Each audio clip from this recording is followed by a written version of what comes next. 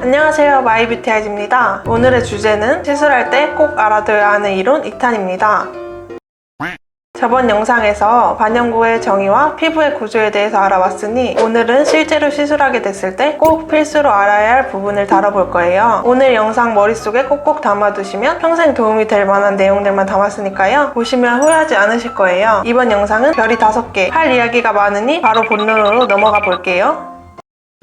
첫 번째, 반영구 시술이 어려운 경우. 여러분, 반영구 시술은 모든 사람이 다 받을 수 있을까요? 안타깝게도 아니에요. 아무래도 피부에 바늘로 색을 입히는 시술인 만큼 시술이 어려운 경우도 있어요. 시술을 해도 되는 피부인지 아닌지 확인을 잘하고 진행해야 문제가 생기지 않겠죠? 그럼 시술을 조심해야 하는 5가지 경우를 알려드릴게요. 시술을 조심해야 하는 경우 1번, 켈로이드 피부를 가진 분. 켈로이드 피부란 상처가 치유되는 과정에서 피부 조직이 이상 과잉 반응을 일으켜 정상적으로 증식해 상처 부위가 빨갛게 튀어나오는 피부 질환이에요. 원래 상처 크기나 염증 부위보다 더 크게 생기는 흉터 자국이죠. 이 켈로이드 피부는 보통 얼굴을 제외한 몸 부분에서 많이 나타나는데요. 그럼 얼굴에 나타나는 게 아니면 반영구 시술 받을 수 있지 않나? 라는 궁금증이 드시죠? 저도 켈로이드 피부를 가지신 고객님들께 시술 전에 충분히 인지를 시켜드리고 시술을 진행했었는데요. 다행히 그분들은 문제가 없었어요. 눈썹이나 눈 주변은 발병률이 적고 반영구 는 니들 깊이가 깊지 않아서 아예 시술이 불가능하지는 않아요. 하지만 주의가 필요하겠죠? 그래서 시술 전 고객님과의 충분한 상담은 필수예요. 귀를 뚫거나 여드름이 생겨서 짰을 때 흉터가 남는지 여쭤보고 괜찮다 하시면 얼굴 부분에는 켈로이드가 발생하지 않을 가능성이 높지만 이분들은 민감한 피부이기 때문에 니들 깊이 조절이 굉장히 중요하고 데미지가 가장 낮은 수지기법으로 시술을 진행하시는 게 좋습니다. 그리고 시술 전 고객님께 반영구 시술은 상처를 내서 하는 시술이기 때문에 상처가 잘 아물지 않을 수 있다 라고 한 번 더 인지를 시켜드리는 건 필수입니다. 시술을 조심해야 하는 경우 2번, 임산부나 수유 중인 산모. 아무래도 출산에 들어가게 되면 맨 얼굴로 지내다 보니 또렷한 눈썹을 가지고 싶어 하실 텐데요. 하지만 우리 아가를 위해 조금만 참아주세요. 임산부 분들은 조심할 게 정말 많죠. 시술을 받는 동안 어쩔 수 없이 피부에 자극이 가해지는데 이런 작은 자극에도 민감한 임산부에겐 스트레스로 작용할 수도 있어요. 아직 정확한 연구 결과는 없지만 혹시 모를 염증이 생겼을 경우 약을 복용해야 하는 상황이 있을 수 있는데 임신 중이나 수유 중에는 약을 먹지 못하기 때문에 권장하지 않아요. 또한 비정상적인 시술을 통해 혈행성 감염, 즉 B형 감염과 C형 감염이 발생할 수 있어요. 이는 산모의 감염이 태아에게도 그대로 감염되는 수직 감염을 일으켜 태아에게도 감염될 위험성이 있어요. 그럼 임산부나 산모는 눈썹 문신을 도대체 언제 받을 수 있을까요? 반영구 유지 기간은 평균 1년에서 2년 정도로 충분히 길기 때문에 임신 준비 기간에 미리 받아두시는 것을 추천드려요. 그리고 출산 후에는 모유 수유까지 끝내고 받는 것을 추천드려요. 시술을 조심해야 하는 경우 3번, 지병이 있어 약을 복용하고 계신 경우. 당뇨병, 고혈압, 심장질환 등으로 장기간 약을 복용하신 경우에도 시술이 조심스러운데요. 장기간 약을 복용하는 경우 면역력이 낮아져 감염 위험성이 높을 수 있거나 출혈로 인해 색소 투입이 어려울 수 있어요. 약을 복용하시는 분들은 병원 상담 후 약에 따라 잠깐 약 복용을 중단하고 시술 받는 것을 권장드려요. 임의로 약 복용을 중단하지 마시고 반드시 병원에 가셔서 상담하셔야 안전한 시술이 가능합니다. 시술을 조심해야 하는 경우 4번, 성형빛 시술을 한 지 얼마 안 된 경우. 반영구 시술은 대부분 눈이나 눈 주변에 시술이 들어가기 때문에 성형수술이나 필러, 보톡스, 지방이식 등의 시술을 받으신 경우에는 붓기가 빠지고 시술 부위가 안착된 후인 최소 1개월에서 3개월 후에 하시는 것이 안전해요. 시술을 조심해야 하는 경우 5번, 눈썹 부분에 심한 아토피, 건선이 있는 경우. 아토피나 건선 피부를 가지신 분들은 정상 피부보다 매우 건조하여 가려움증이 심한 예민한 피부로 각질 탈락이 많이 일어나 색소가 많이 남지 않을 수 있어요. 이러한 피부도 꼭 반영구를 받고 싶으시다면 앞에 켈로이드 피부와 같이 수지기법으로 깊이 조절을 중요시해야 하고 고보습 관리로 피부 상태가 호전되었을 때 시술하시는 것이 좋아요. 우리 조심해서 나쁠 것 없잖아요. 예쁘고 안전한 시술을 위해서 위의 경우들을 숙지하고 고객님께도 잘 설명해드리자고요.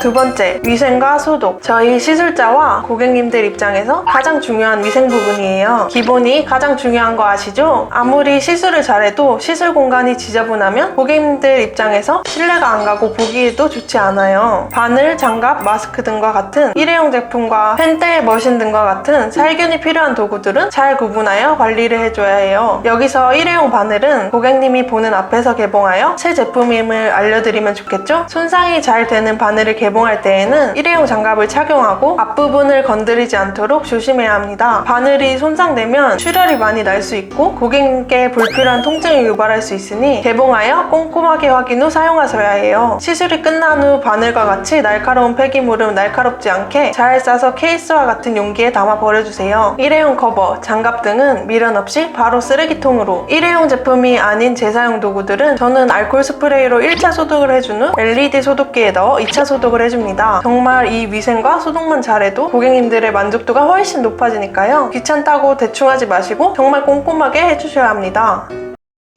세 번째, 통증 방지. 실제로 시술 전에 고객님들이 많이 궁금해하시는 질문이 많이 아픈가요? 입니다. 시술 중 통증이 심하면 고객님들이 너무 힘들어해서 시술자 입장에서도 마음 편하게 시술을 할 수 없어요. 그래서 필요한 게 이 통증 방지 크림입니다. 통증을 줄여주는 방법에는 여러 가지가 있지만 반영구 시술을 할 때에는 통증 방지 크림을 사용해요. 통증 방지 크림은 말 그대로 통증을 아예 없애주는 것은 아니고 덜 아프게 통증을 조금이나마 줄여주는 국소 마취제예요. 그럼 통증 방지 크림은 시술 중에 언제 쓰이냐? 시술 시작 전에 쓰이는 1차 크림과 시술 중간에 쓰이는 2차 크림으로 나뉘어요. 저는 보통 1차 크림은 시술 15분 전에 도포를 하고 닦아낸 후 시술에 들어갑니다. 도포 시간은 양마다 다르니 설명서를 꼼꼼히 읽고 사용해주세요. 그리고 2차 크림은 니들로 자연결을 한번 그리고 난 후 바로 발라드립니다. 2차 크림의 경우는 짧게 도포를 해도 효과가 있기 때문에 2-3분만 올려둔 후 닦아내고 나머지 시술을 합니다. 그럼 왜 통증 방지 크림을 두 번이나 바르는지 궁금해하실 수 있어요. 1차에 바르는 크림은 시술 부위의 감각을 전체적으로 둔감하게 만들어줘 통증을 줄여줍니다. 하지만 효과 시간이 긴 마취제가 아니기 때문에 시술 중간에 다시 생길 수가 있어요. 그래서 이를 방지하고자 시술 중간에 2차로 통증 방지 크림을 발라줍니다. 2차에 바르는 크림은 지혈의 효과도 있어 니들이 들어간 부위에 출혈을 줄여줍니다. 국소 마취제는 다른 마취제에 비해 부작용이 적은 것으로 알려져 있지만 나이가 많은 분들이나 심장질환자분들에게 사용 시에는 주의가 필요해요. 처방전 없이 약국에서 살 수 있는 제품이라도 과한 사용은 문제를 일으킬 수 있습니다. 사용 전 꼭 설명서를 확인하고 약사와 충분한 상담 후 조심해서 사용하시길 바랄게요.